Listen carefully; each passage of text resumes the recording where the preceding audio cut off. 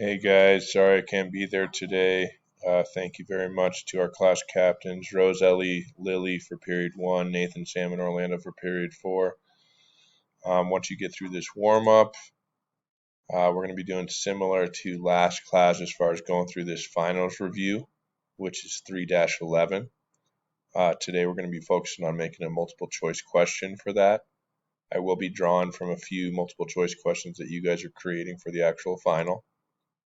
So just as a review, you've got two parts. One is multiple choice that you can do a cheat sheet. The other part is a 7 to 12 sentence short constructed response.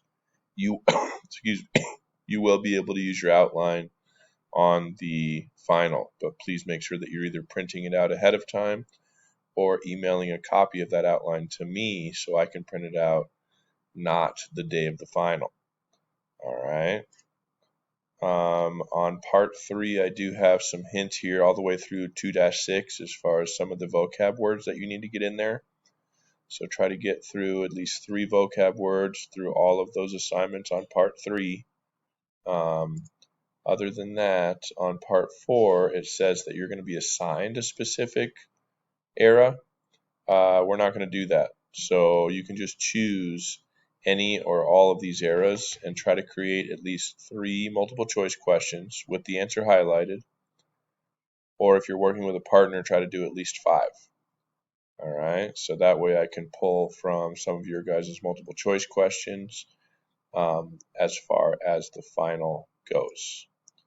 And then for this essay question outline, guys, we'll be talking about this a little bit tomorrow, but I would like you to try to get through a good amount of this outline for today. So you've got your prompt right here as far as what you're going to be writing about.